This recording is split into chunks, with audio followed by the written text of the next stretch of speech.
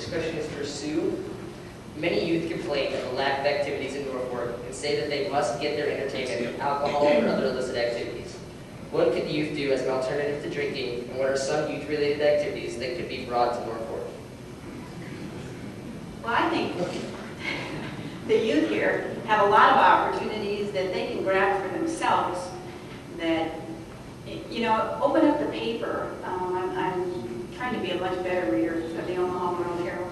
And I see some of the ideas of local communities in that I was reading about a group of girls that have decided that they see in their younger siblings the issue of what to do after school. So they've taken it upon themselves to develop a group in which they're teaching, and they're working with kids in the grade school to come up with an exercise class after school where they're taking them from 3:30 to 5, and then in the evenings they have 7 to 9 where they have dress-up days or whatever with these young kids. But it's creating sometimes some of those kind of things as young people, taking the charisma that you have sometimes as young adults and expressing those, giving those back to the younger kids. So is there other opportunities that we can bring here? Certainly there is, but you know, that each and every one of us, if I were to give my ideas, probably wouldn't be what the young people would like to see.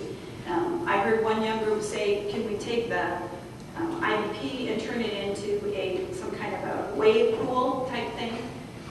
Well, I suppose you could if you had the dollars, but there again, you know, there's all kinds of ideas.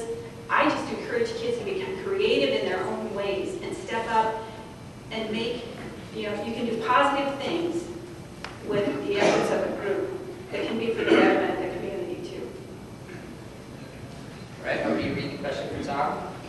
Many youth complain of the lack of activities in Norfolk and say that they must get their entertainment from alcohol or other illicit activities.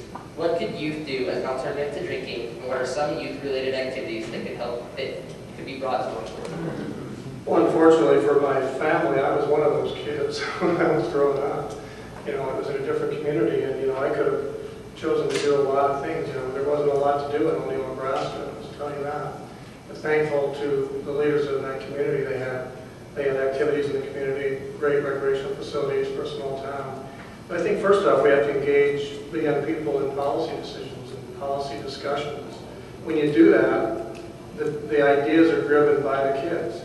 And I think then they get buy-in. And if you want to mandate certain type of activities that we just think kids should fall into, I think is a danger of spending money foolishly. So it goes back to, you know, listening with two ears, speaking with one mouth, providing a connection for kids on, I'm sorry to keep calling you kids, but hey, I'm old, you know. But just to get kids connected into leadership positions and mostly just involved in those discussions.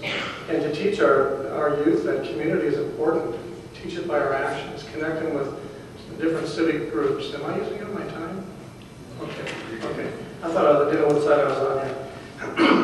And then, and also to have the youth involved in, like with the Optimists. I mean, I just spoke at the Optimists the other day. I'll tell you what. I can't remember the number of hours. It was hundreds of thousands of hours. That organization, as well as other service groups. I mean, they get mad. But there's just a lot, like Sue said, that's already here in our community that we can just hook up the youth with. That was a big red sign, by the way. Right. Sue, would you like to make another comment?